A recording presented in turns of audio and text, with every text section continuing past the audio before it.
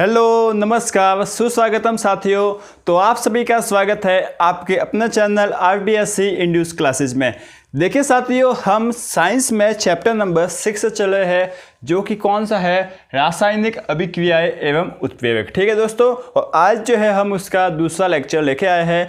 पहले लेक्चर में हमने भौतिक परिवर्तन और रासायनिक परिवर्तन क्या होता है इसके बारे में पूरा डिस्कशन किया था, और भौतिक परिवर्तन और रासायनिक परिवर्तन के जितने भी सवाल होते हैं उन सवालों को कैसे किया जाता है, कौन सा परिवर्तन भौतिक है और कौन सा परिवर्तन रासायनिक है, इसको कैसे पहचाना जाता है, उन सभी के बारे में जो है हमने डिस्कस किया था। ठीक है दोस्तों, तो आज के इस दूसरे लेक्चर में सबसे पहला टॉपिक हम लेते हैं रासायनिक अभिक्रिया। ठीक है, कौन सा है, रासायनिक अभिक्रिया।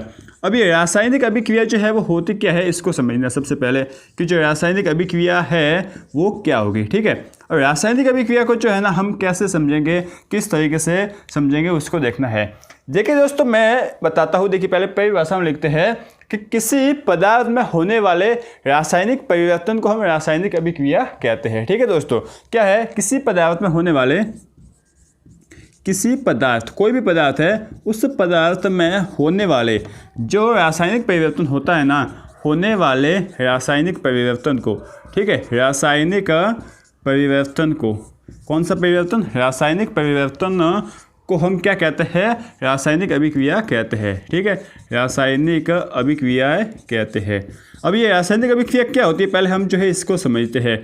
देखिए दोस्तों, होता क्या है, जैसे कि आपका लकड़ी है, अब लकड़ी को जो है ना जलाया, ठीक है, अब ये रासायनिक परिवर्तन हुआ है ना, तो इस लकड़ी को जलाने को ही जो है हम क्या कहते हैं, रासायनिक अभिक्रिया। अब हम जो है वो केमिस्ट्री में आ जाते हैं, रसायन में आ जाते हैं, पूरी केमिस्ट्री में बात करते हैं। जैसे कि आपकी लकड़ी है, लकड़ी को जो है हम केमिस्ट्री में बोलते हैं कार्बन। तो जो है ना इस कार्बन को हमने जलाया। अब जलाया कैसे जाता है, कार्बन की उपस्थिति में। ठीक है दोस्तों, तो जब हमने लकड़ी को जलाया ना, मतलब कार्बन को जलाया ना ऑक्सीजन की उपस्थिति में, तब जो है आपका CO2 बना है। ठीक है दोस्तों, तो यह जो लकड़ी का कार्बन का जो जलना हो गया ना, वही आपकी रासायनिक अभिक्रिया है। तो रासायनिक परिवर्तन और अभिक्रिया में कोई ज़्यादा फर्क नहीं है, कि किसी पदार्थ में होने वाला जो रासायनिक परिवर्तन होता है ना, उससे ही हम रासायनिक अभिक्रिया कहते हैं। ठीक है दोस्तों, ये सिंपल सा जो टॉपिक है, ये टॉपिक जो है आपका एडवांस में जो है थोड़ा और जो है इसके आगे आएगा, लेकिन इससे पहले हम डिस्कस कर लेते हैं रासायनिक समीकरण। ठीक है दोस्तों, बहुत ही अच्छा टॉपिक है। इस टॉपिक को हम पूरा जो है वो वीडियो करेंगे। इसमें जो है आप समझोगे कि किसी भी अभिक्रिया का जो है ना, कोई भी अभिक्रिया हो रही है, उस अभिक्रिया का हम रासायनिक समीकरण कैसे लिखेंगे संतुलित तरीके से, आपको जो है ना पूरी जानकारी मैं इस वीडियो में दूंगा। और साथ ही साथ में है ना संतुलित रासायनिक समीकरण कैसे लिखा जाता है, पूरा जो है आपको इस वीडियो में पता चल जाएगा। आपको जो है और कहीं जाने की जरूरत नहीं है। ठीक है दोस्तों, तो चलिए दोस्तों अब हम स्टार्ट करते हैं। देखिए दोस्तों, तो अब हम बात करते हैं रासायनिक समीकरण की। रासायनिक समीकरण जो है वो होता क्या है, इसके बारे में हम बात करते हैं। तो रासायनिक समीकरण की बात करें ना, तो रासायनिक समीकरण होता क्या है। देखिए दोस्तों, कोई भी जो रासायनिक अभिक्रिया होती है ना, अब अभिक्रिया जो है ये कौन सी है, रासायनिक अभिक्रिया क्या होती है, ये आपको पता है कि किसी पदार्थ में रासायनिक परिवर्तन होना। तो वो जो रासायनिक अभिक्रिया है ना, उसमें जो पदार्थ भाग ले रहे हैं ना, तो उन पदार्थों को अणुसूत्रों एवं प्रतीकों से प्रदर्शित करना जो है ना, प्रदर्शित करके लिखा जाता है। इसे हम रासायनिक समीकरण कहते हैं। ठीक है दोस्तों, बात समझ में आ गई। जैसे कि कोई रासायनिक अभिक्रिया, जैसे कि मैं आपको बताऊं, कोई कार्बन है, ठीक है, अब कार्बन मतलब कोई लकड़ी है, उस लकड़ी को जो है आपने जलाया, और लकड़ी को जलाने से जो है वो क्या बनता है, वो आपने किया। ठीक है दोस्तों, आपने मान लो कि लकड़ी को जलाने से जो है वो कार्बन डाइऑक्साइड बनती है।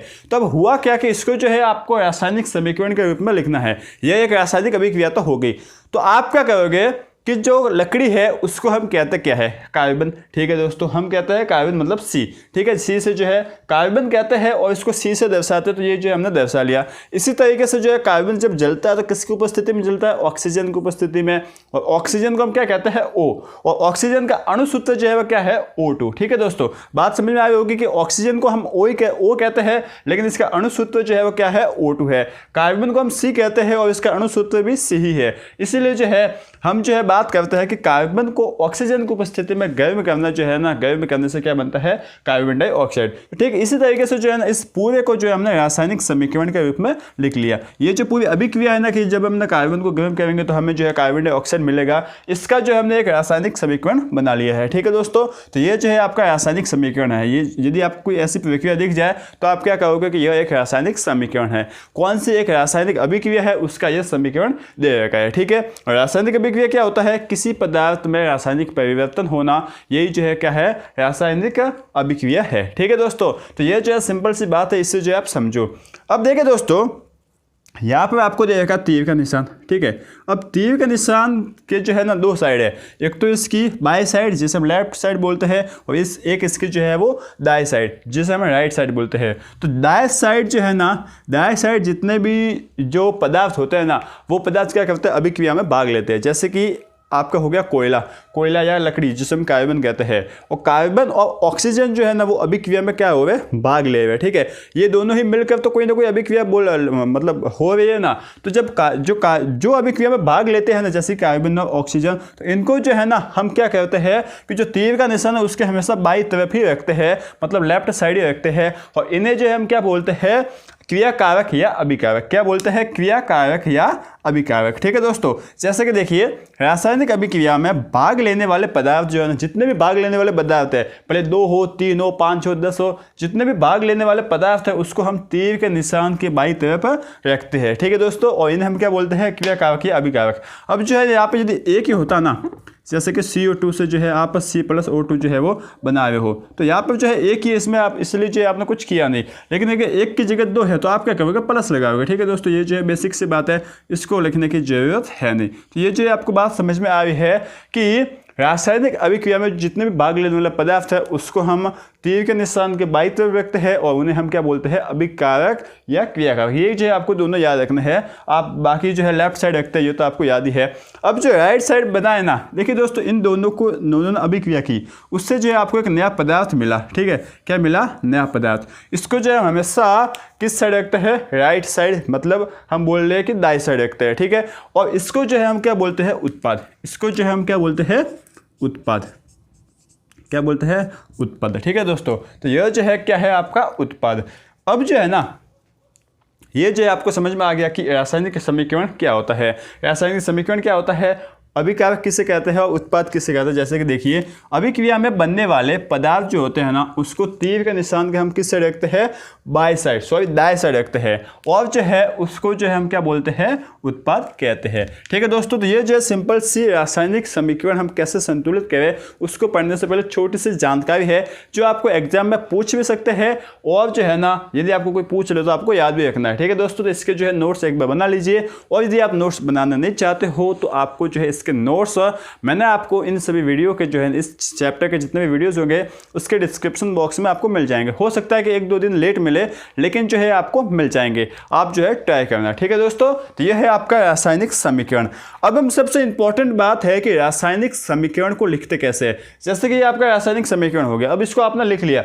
अब यदि किसी महानुभाव ने आकर आपको पूछ लिया कि यह जो रासायनिक समीकरण है, क्या यह रासायनिक समीकरण संतुलित है या असंतुलित, क्या यह एक्चुअल में सही है या नहीं है रासायनिक समीकरण, तो क्या आप बोलोगे, वहाँ पर जो है आप क्या जवाब दोगे। तो उसका जवाब जो है अब हम यहाँ पर ढूंढते हैं कि किसी रासायनिक समीकरण को आखिरकार लिखते कैसे है और सही तरीके से कैसे लिखते हैं, और रासायनिक समीकरण को संतुलित कैसे किया जाता है। देखिए, रासायनिक समीकरण तो हर कोई लिख सकता है, उसे लिखने में कोई प्रॉब्लम नहीं है, लेकिन जो है प्रॉब्लम आती है रासायनिक समीकरण को संतुलित करने में। तो हम जो है ना यहाँ पर क्या सीखने वाले हैं, रासायनिक समीकरण को संतुलित करना।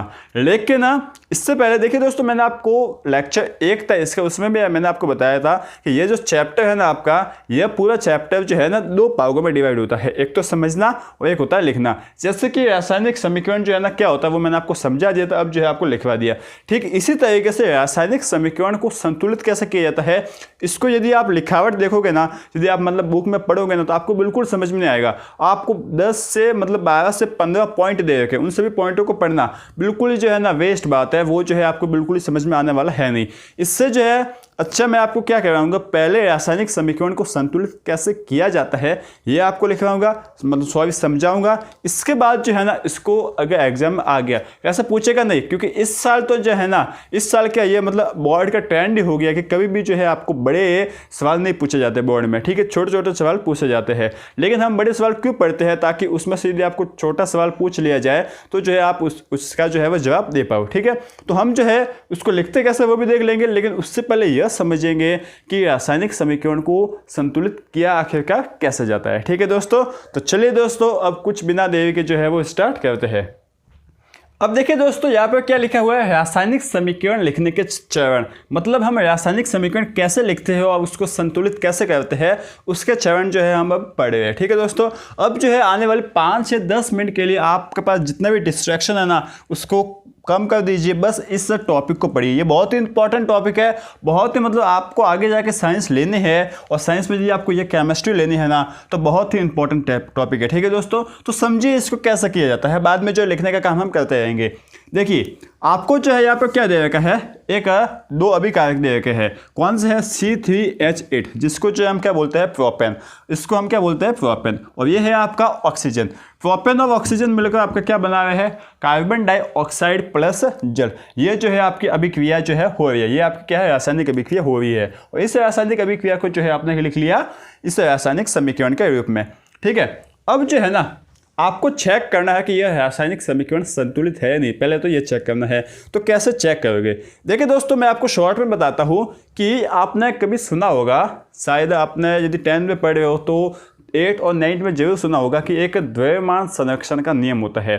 तो द्रव्यमान संरक्षण का नियम क्या होता है कि किसी भी अभिक्रिया में या किसी रासायनिक अभिक्रिया में हम द्रव्यमान को न तो उत्पन्न कर सकते हैं और न ही नष्ट कर सकते हैं। अब इसका मतलब क्या होता है, देखिए दोस्तों कोई भी अभिक्रिया हो जाए ना, जैसे कि आप ऐसे समझिए कि आपके पास एक किलो का अभिकारक था, ठीक है। अब 1 किलो के अभिकारक के जो है ना वो जो है आप एक कोई उत्पाद बना रहे हो, तो जो 1 किलो का कोई अभिकारक था ना, जितना वजन आपका लेफ्ट साइड था ना उतना का उतना वजन आपका राइट साइड होना चाहिए। मतलब द्रव्यमान संरक्षण को हम लेख के ऐसे बात करें ना तो सिंपल से मतलब ये निकलता है कि यहाँ पर जो है ना आपको देखना है कि कितने पदार्थ दे रखे, एक तो कार्बन है, ठीक है दोस्तों, एक है कार्बन, दूसरा है आपका हाइड्रोजन, ठीक है, तीसरा है आपका ऑक्सीजन, ठीक है। अब देखिए दोस्तों आपको क्या देखना है कि ये आपकी लेफ्ट साइड है, ये आपकी राइट साइड है, ठीक है। अब आपके लेफ्ट साइड में जितने कार्बन है ना, यहाँ पे कार्बन कितने हैं, C3 का मतलब 3 कार्बन है, ठीक है। अब लेफ्ट साइड 3 कार्बन है, अब द्रव्यमान संरक्षण के अनुसार राइट साइड में भी 3 कार्बन होने ही चाहिए, लेकिन यहाँ पर तो सिर्फ एक ही कार्बन है। देखिए मैं यहाँ पे लिख लेता हूँ 3 8 2, यहाँ पर है 1 2 और 1, ये टोटल मिलकर 3 हो गए, और ये है 2। मतलब आपको जो है लेफ्ट साइड में कार्बन 3 है, तो राइट साइड में भी 3 कार्बन होने चाहिए, ठीक है। तो होता क्या है कि ये जो है यही से आपको पता चल गया कि यह समीकरण संतुलित नहीं है। जैसे कि और हम बात करें तो यहाँ पर जो है वो 8 हाइड्रोजन है, H8 का मतलब 8 हाइड्रोजन, लेकिन राइट साइड में जो है ना दाएं पक्ष में तो सिर्फ 2 ही हाइड्रोजन है, इसका मतलब यहाँ पर हाइड्रोजन भी जो है वो संतुलित नहीं है। यहाँ पर देखिए लेफ्ट साइड में जो है ना 2 ऑक्सीजन है, ठीक है। अब राइट साइड में कितने हैं, 2 और 1 3 ऑक्सीजन है। अब यहाँ पर भी जो है ऑक्सीजन संतुलित नहीं है। देखिए दोस्तों जितने अभिकारक की मात्रा इस लेफ्ट साइड है ना उतनी अभिकारक की मात्रा राइट साइड होनी चाहिए, यानी कि यदि कार्बन 3 इस साइड है ना तो इस साइड भी कार्बन 3 होनी चाहिए। यदि हाइड्रोजन 3 इस लेफ्ट साइड में है तो राइट साइड में भी हाइड्रोजन है वो 8 होना चाहिए। यदि ऑक्सीजन 2 जो है लेफ्ट साइड में है तो जो है राइट साइड में भी ऑक्सीजन 2 ही होने चाहिए, ठीक है दोस्तों। यह जो है आप समझ रहे हो। तो अब जो है ना होता क्या है कि एक आपको बात सुनी होगी कि देखिए हम कम से जो है ना कम से ज़्यादा तो कर सकते हैं लेकिन ज़्यादा से कम नहीं कर सकते। ये बात इसमें अप्लाई होती है कि हम कम से ज़्यादा तो आसानी से कर सकते हैं लेकिन ज़्यादा से कम नहीं कर सकते, ठीक है। तो हम जो है यही पे फॉलो करेंगे, मतलब जो कम है ना उसमें वो ऐड करते जाएंगे। तो इसको जो है ना कैसे ऐड किया जाता है स्टेप बाय स्टेप समझिए। देखिए दोस्तों सबसे पहले जो है ना आपको संतुलित करना है ना, आप हाइड्रोजन और ऑक्सीजन को भूल जाइए। कोई भले चाहे ये अभिक्रिया हो या कोई भी हो, आप हाइड्रोजन और ऑक्सीजन को भूल जाइए, ठीक है दोस्तों। आप हाइड्रोजन और ऑक्सीजन को भूल गए तो हाइड्रोजन और ऑक्सीजन को भूल कर जितने भी आपको पदार्थ दिखते हैं या नए अणु दिखते हैं ना उसको जो है वो करना है संतुलित, ठीक है दोस्तों। अब संतुलित करने का भी एक सिस्टम है। देखिए आपने हाइड्रोजन और ऑक्सीजन को छोड़ दिया। ठीक है दोस्तों, मैं यहाँ पे जो छोटे छोटे लिखते जाता हूँ, H और O को छोड़कर, वैसे आपको लिखना नहीं है, छोड़ना है। ठीक है, वैसे आपको लिखना नहीं है, और यदि आप लिखना चाहो ना तो भी शॉर्ट में आप लिख सकते हो। हाइड्रोजन और ऑक्सीजन को छोड़ दिया, तो अब बचा है आपके पास कार्बन। तो कार्बन को जो है ना आप संतुलित कर लो। देखिए दोस्तों, यहाँ पर 3 कार्बन थे, हाइड्रोजन 8 है, प्लस O2। ठीक है, यहाँ पर जो है ना, यहाँ पे कितना हो गया देखिए, CO2 प्लस H2O। अब जो है ना आप क्या करो, इससे यहाँ पे कार्बन 3 कर दो, यहाँ पर भी 3 कार्बन है ना, तो यहाँ पर कार्बन कितने कर दो, 3। अब कैसे करोगे, इससे कार्बन यहाँ पे 1 है ना, तो इस 1 को हम 3 से गुणा कर लेंगे तो 3 आ जाएगा ना, मतलब यहाँ पर जो है वो 3 से गुणा कर लेंगे। तो यदि हमने इसको 3 से गुणा किया ना, तो हमारे पास 3 कार्बन आ गए। लेकिन ना बहुत से बच्चे क्या कर लेते हैं यहाँ पे गलती, यहाँ पे वो बच्चे जो है ना वो ज़्यादा दिमाग लगा लेते हैं। वो क्या कर लेते हैं कि क्यों ना मैं इससे 3 को जो है ना इसके आगे गुणा क्यों, 3 को जो मैं यहीं पे लिख लेता हूँ, यहाँ पर 3 लिख लेता हूँ तो C3 हो जाएंगे। लेकिन मैं बता लूँ कि कभी भी जो है ना बीच में नहीं लिखा जाता है, हमेशा जो है ना किस तरीके से x और y के आगे गुणांक होते हैं उनको ही जो है हमेशा आगे लिखा जाता है, कभी भी बीच में या पीछे जो है वो नहीं लिखा जाता, हमेशा जो है हम आगे लिखते हैं। तो यहाँ पर जो है हम आगे लिख लेंगे। ठीक है दोस्तों, बात जो है समझ में आ रही है। ठीक है, अब आगे लिखा है ना, तो यहाँ पर जो है ना अब आप थोड़ी गणित लगाइए। गणित कैसे लगाइए, देखिए यहाँ पर आपका x और x प्लस वाई है। ठीक है, अब x प्लस वाई को जो है आपने 3 से गुणा कर लिया, इसका मतलब क्या होगा, हो जाता है कि 3x प्लस 3y, इस तरीके से हो जाता है। तो ठीक है, यहाँ पर इसी तरीके से होता है। कैसे होता है, देखिए दोस्तों कि आपने CO2 को 3 से गुणा कर लिया ना, इसका मतलब यहाँ पर जो है ना C भी 3 हो गए, और ऑक्सीजन है ना वो भी देखिए 2 थे ऑक्सीजन, अब 2 ऑक्सीजन थे ही पहले से, अब इसको 3 से भी गुणा कर लिया तो कितना ऑक्सीजन हो गए, 6 ऑक्सीजन। तो यहाँ पर जो है ना ऑक्सीजन कितने हो गए, 6।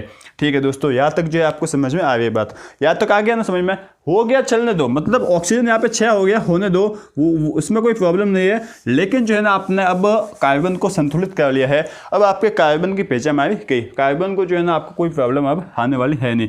अब आप हाइड्रोजन और ऑक्सीजन में से किसी को भी संतुलित कर सकते हो। तो जो है ना आप क्या कीजिए, सबसे पहले हाइड्रोजन को ही संतुलित किया लीजिए ना। अब हाइड्रोजन जो है ना आपके पास कितने हैं, देखिए यहाँ पर आपके पास हाइड्रोजन कितने हैं, 8। अब यहाँ पर भी जो है ना 8 हाइड्रोजन होने चाहिए।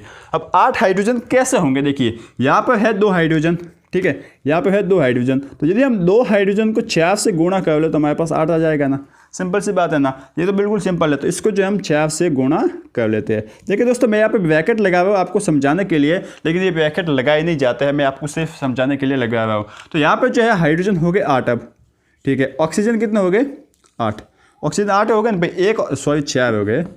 यहाँ पे 1 ऑक्सीजन है और 1 को 4 से गुणा कर लिए तो 4 ऑक्सीजन हो गए। यहाँ पे कितने ऑक्सीजन हुए, 2 ऑक्सीजन थे और 2 को किससे गुणा कर लिए, 3 से, तो 6 ऑक्सीजन हो गए। तो 6 और 4 कितने ऑक्सीजन हो गए, 5 ऑक्सीजन। 5 ऑक्सीजन हो गए ना। अब इसके अगले चरण में आ जाइए। देखिए दोस्तों, मैंने जो है ना इसका अगला स्टेप ले लिया, ये जो है ना पूरे मैंने आपको 10 स्टेप करा लिए, इसका अगला स्टेप आ गए तो C3H8 आप वापस लिखते हो प्लस O2 प्लस जो है क्या लिखते हो आप, 3CO2 प्लस 4H2O। अब यहाँ पर जो है ना टोटल 10 ऑक्सीजन है, कितने देखिए, 2 और 3 6, 2 × 3 6 और 4 × 1 कितने हो गए, 4। तो 6 और 4 10 हो गए। अब यहाँ पर जो है ना आप 10 कैसे करोगे, अब देखिए दोस्तों, यहाँ पर जो 10 से आप कम 2 नहीं कर सकते, लेकिन आप 2 से 10 आराम से कर सकते हो। तो आप क्या करोगे, इसको जो है ना 2 को किससे गुणा कर लोगे, 5 से, तो 10 हो जाएगा ना, इसके आगे लिख लोगे 5। ये जो है अब आपका समीकरण जो है ना वो संतुलित हो गया। देखिए यहाँ पर 3 कार्बन, तो यहाँ पर भी 3 कार्बन, हाइड्रोजन यहाँ पर 8, तो यहाँ पर भी 8, 4 दूनी 8, 8 हाइड्रोजन। यहाँ पे ऑक्सीजन 5 दूनी 10 है, तो यहाँ पर ऑक्सीजन देखिए 2 3 6 और 4 एकम 4, 6 और 4 10, मतलब आपका पूरा यह रासायनिक समीकरण संतुलित हो गया। कितना इजी है, कितना मतलब आपका बेस्ट है। इसके जो है ना 2 3 4 5 एग्जाम्पल हम यहाँ पे करेंगे एक एक स्टेप से, जिससे जो है ना ये आपको पूरा कंसेप्ट क्लियर यहाँ पे हो जाएगा। आपको जो है कहीं और देखने की जरूरत नहीं है, कोई और जो है किताब जो है टटोलने की जरूरत नहीं है, ठीक है। तो देखिए 1 2 और एग्जाम्पल करते हैं, इसके बाद जो है ना हम एग्जाम्पल यहाँ पे लिखे हुए हैं। देखिए इसके एग्जाम्पल करेंगे ना, जितने ज़्यादा एग्जाम्पल हम करेंगे उतना ज़्यादा जो है हमें फ़ायदा होगा। तो देखिए इसके बाद अगला एग्जाम्पल लेते हैं। क्या दे रखा है आपको, दे रखा है कि nitric acid plus calcium hydroxide HNO3, आपको दे रखा है HNO3 प्लस कैल्शियम हाइड्रोक्साइड, ठीक है ना। अब जो है ना इसके बाद है यहाँ से क्रॉस कर दिया और आपको मिलेगा calcium nitrate, calcium NO3 nitrate plus आपको मिल रहा है क्या, जल। ठीक है दोस्तों, यह जो है आपने कर लिया, ये आपको जो है वो मिल रहा है। ठीक है, अब जो है ना देखिए दोस्तों, आप कंफ्यूज हो रहे होंगे कि नाइट्रिक एसिड को हम ऐसे क्यों लिखते हैं, ये तो चलो याद ही करना है। जैसे कि कैल्शियम हाइड्रोक्साइड है, तो कैल्शियम हाइड्रोक्साइड को ऐसे क्यों लिखा जाता है। आपको ये तो पता है कि कैल्शियम को हम Ca लिखते हैं, हाइड्रोक्साइड को OH लिखते हैं, लेकिन यहाँ पे 2 कहाँ से आया। तो ये भी जो है ना आपका साइंस में आता है और आपने जो है वो 9th क्लास में पढ़े का है। यदि नहीं पढ़ा है तो जो है आप कमेंट बॉक्स में लिख कर हमें बता सकते हो, हम जो है इसके ऊपर अलग से मैं आपके लिए स्पेशली वीडियो बना लूँगा। ठीक है, लेकिन फिलहाल तो हम जो है इसको संतुलित करते हैं। अब सबसे पहले जो है ना हम ये पता करते हैं कि यहाँ पर कौन कौन से है। देखिए, हाइड्रोजन है, नाइट्रोजन है और ऑक्सीजन है। ठीक है, हाइड्रोजन, नाइट्रोजन, ऑक्सीजन और कैल्शियम, 4 चीज़ हमें नई से मिली है। हाइड्रोजन, नाइट्रोजन, ऑक्सीजन और कैल्शियम, 4 अभी तक नहीं मिले हैं। बाकी जो है यहाँ पर भी ऑक्सीजन, यहाँ पर भी हाइड्रोजन है, तो यहाँ पर भी वही सब है। ठीक है दोस्तों, अब जो है ना मैंने क्या बोला था कि हाइड्रोजन और ऑक्सीजन को छोड़कर जो है ना आप कोई भी ले सकते हो। अब आपकी मर्जी, आप चाहे N लो या मतलब यहाँ पे N लो या फिर कैल्शियम लो। N मतलब क्या होता है, नाइट्रोजन। ठीक है दोस्तों, कोई भी हम ले लेते हैं। तो देखिए दोस्तों, कोई भी लेने जाए ना तो कैल्शियम देखते हैं। यहाँ पर कैल्शियम जो है ना वो 1 है। देखिए दोस्तों, मैं आपको सबसे शॉर्ट विधि बता रहा हूँ कि यहाँ पर जो है ना आपको कैल्शियम 1 मिला है, तो यहाँ पर भी 1 है। तो कैल्शियम को तो हमें संतुलित करने की ज़रूरत है नहीं। ठीक है दोस्तों, अब देखिए दोस्तों, यहाँ पर नाइट्रोजन कितना है, 1 है। कितना है नाइट्रोजन, 1 है। यहाँ पर नाइट्रोजन कितना है, देखिए दोस्तों ध्यान रखिए, यहाँ पे नाइट्रोजन है ना, इसका ब्रैकेट लगा के यहाँ पे 2 लिख रखा है, मतलब 2 लिख रखा है। इसका मतलब क्या है कि 2 इससे भी गुणा होगा, N से भी। तो N 1 है तो 1 को 2 से गुणा कर लिया, तो इसका मतलब N जो है यहाँ पे 2 है। और ऑक्सीजन 3 है, और 3 जो है 2 से भी गुणा होगा, तो यहाँ पे ऑक्सीजन 6 है, 3 दूनी 6। तो ये बात भी जो है आप याद रखिए। तो यहाँ पर नाइट्रोजन 1 और यहाँ पर नाइट्रोजन 2। ठीक है, इसका मतलब पहले हम नाइट्रोजन को संतुलित कर लेते हैं।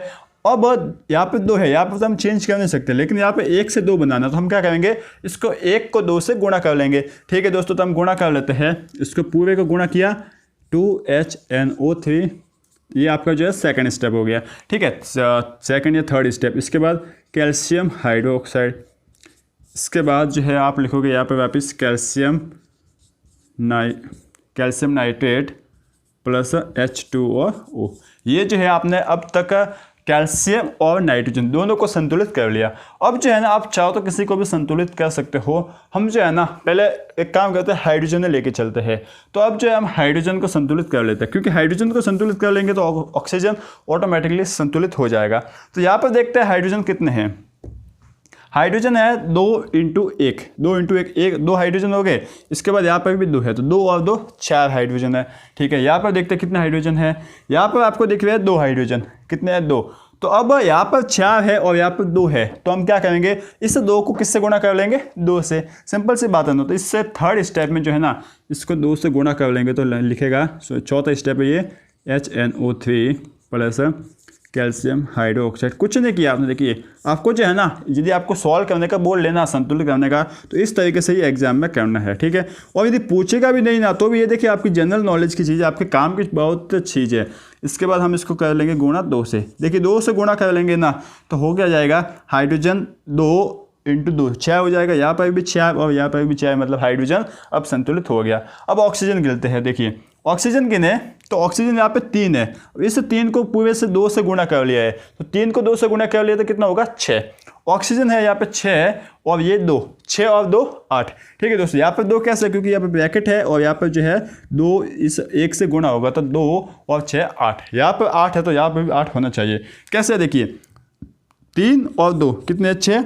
अब इस 6 को जो है ना हम 2 से 6 में ये 2 ऐड कर लेंगे तो कितना हो गया, 8। तो यहाँ पर भी 8 और यहाँ पर भी 8। इसका मतलब हमारे पास अब तीनों जो है ना, चारों चीज़ है, चारों जो अभी कारक है वो संतुलित हो गए। सिंपल से है ना, बहुत ही ईजी वे, आप जो है आराम से कर सकते हो, इसमें कोई भी प्रॉब्लम वाली बात है नहीं। ठीक है दोस्तों, तो ये जो है इसका संतुलित समीकरण होगा। अब थोड़ा और आगे बढ़ते हैं, एक दो सवाल और करते हैं। आपके दिमाग में आया होगा, बहुत ही मज़ा आया होगा। अब जो है ना, अब आप काम कीजिए। अब दो चीज़ आपने दो एक्सरसाइज कर ली है, दो एग्जाम्पल कर लिए। अब मैं आपको एक लिखवाता हूँ, वीडियो को पॉज करके आप उससे कोशिश करने की कोशिश कीजिए। इसके बाद हो जाए ना, तब इस वीडियो को वापस जो है वो स्टार्ट कीजिए और देखिए मैं कहाँ पर गलती कर रहा हूँ। इससे जो है ना आप जल्दी सीख जाओगे। ठीक है, तो देखिए अगला एग्जाम्पल आपको nitrogen hydroxide sodium hydroxide plus sulphuric acid. ठीक है, तो इससे सोडियम सल्फेट प्लस जल बनता है। आपको जो है ना दे रखा है sodium hydroxide plus sulphuric acid H2SO4। तो इससे जो है ना सोडियम सल्फेट प्लस H2O बनता है। यही जो है ना दे रखा है। ठीक है, सोडियम सल्फेट Na2 लिखा हुआ है यहाँ पे, सोडियम सल्फेट प्लस जल जो है वो बन रहा है। ठीक है दोस्तों, यह आपको दे रखा है। अब जो है यहाँ पर भी जो है सबसे पहले आपको गिनना है कि कौन कौन सी चीज़ है, कितना अभी का रहेगा। एक सोडियम, एक ऑक्सीजन, दो हाइड्रोजन, तीन है।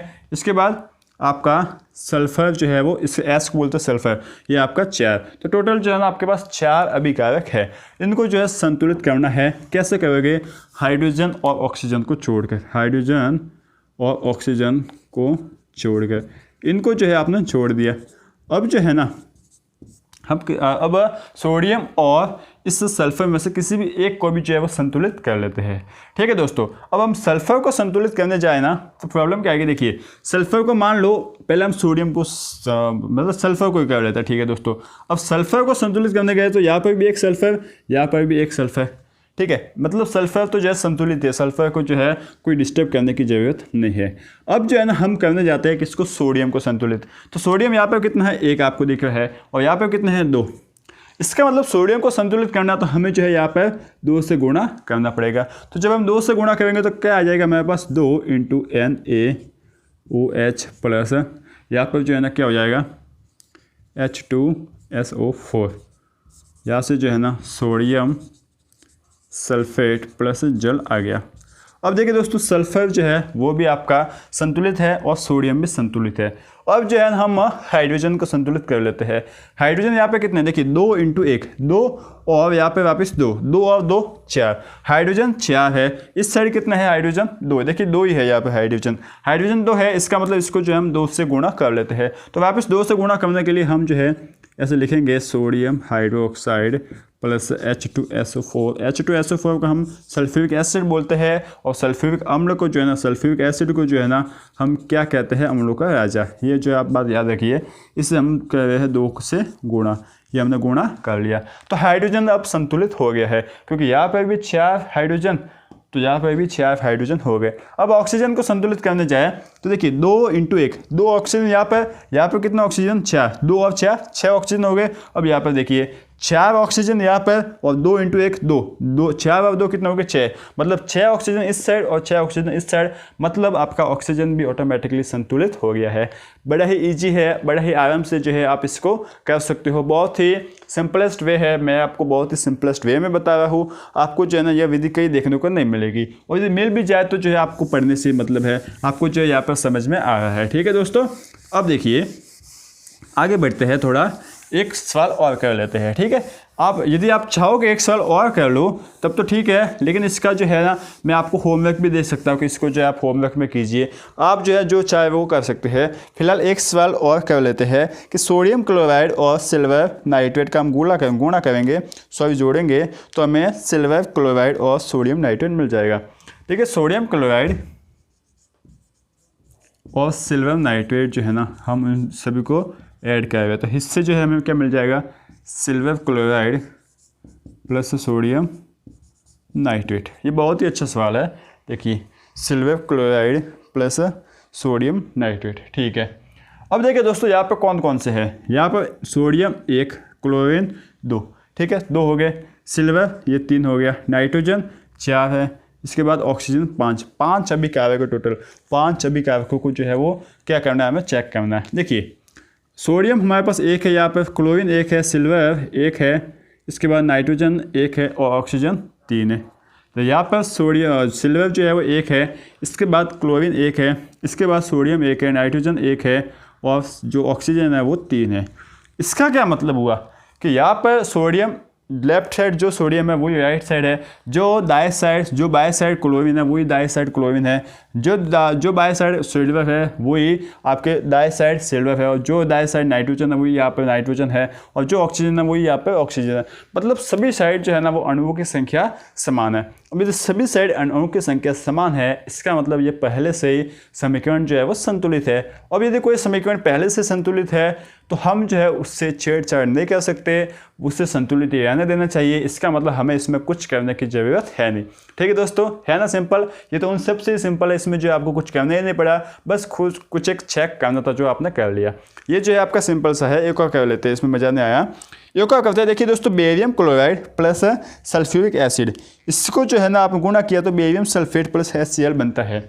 हमने क्या किया कि जो बेरियम क्लोराइड है ना इसको जो है आपने गुणा किया, इसमें जो है इसको किससे अभिक्रिया कराई। देखिए बेरियम क्लोराइड को आपने अभिक्रिया कराई सल्फ्यूरिक एसिड से, तो जो है ना आपको क्या बना है, बेरियम सल्फेट बना, बेरियम सल्फेट प्लस HCl, ये जो है आपको मिल गया। ठीक है दोस्तों, ये जो है आपको मिल रहा है। अब इसको जो है आपको संतुलित करना है। देखिए बेरियम यहाँ पर आपके पास एक है, क्लोरीन एक है, 2 हो गए। इसके बाद हाइड्रोजन 2 है, ये आपके 3 अभिकारक हो गए। सल्फर 1 है, ये आपका 4 हो गए, और ऑक्सीजन 4 है, ये आपका टोटल 5 अभिकारक है। 5 अभिकारकों को चेक करना है। ठीक है, सबसे पहले आप क्या करोगे, हाइड्रोजन और ऑक्सीजन को छोड़कर जो है ना आप क्या कर लोगे, हाइड्रोजन और ऑक्सीजन को छोड़कर इस अभिक्रिया को संतुलित हम करने जाएंगे। तो सबसे पहले हम बेरियम को संतुलित कर लेते हैं। तो यहाँ पे देखिए बेरियम 1 है, सल्फर 1 है, ऑक्सीजन 4 है, हाइड्रोजन 1 है और क्लोरीन 1 है। ठीक है दोस्तों, तो हम बेरियम को संतुलित करने गए तो बेरियम पहले से हमें संतुलित मिला। ठीक है, इसके बाद क्लोरीन को संतुलित करने गए तो क्लोरीन हमें पहले से संतुलित मिला, यहाँ पर भी 1 और यहाँ पर भी 1। इसके बाद हम संतुलित करने गए सल्फर को। ठीक है दोस्तों, क्योंकि हाइड्रोजन और ऑक्सीजन को बाद में संतुलित करेंगे, तो सल्फर को संतुलित करने गए तो सल्फर भी जो है हमें संतुलित मिल गया। अब जो है हम किसको संतुलित करने जाएंगे, अब हम संतुलित करने जाएंगे हाइड्रोजन को। किसको, हाइड्रोजन को। तो हाइड्रोजन को संतुलित करने जाएंगे तो यहाँ पर जो है वो कितना है, 2। कितना है यहाँ पर, 2 हाइड्रोजन है, और यहाँ पर जो है कितना हाइड्रोजन है, 1।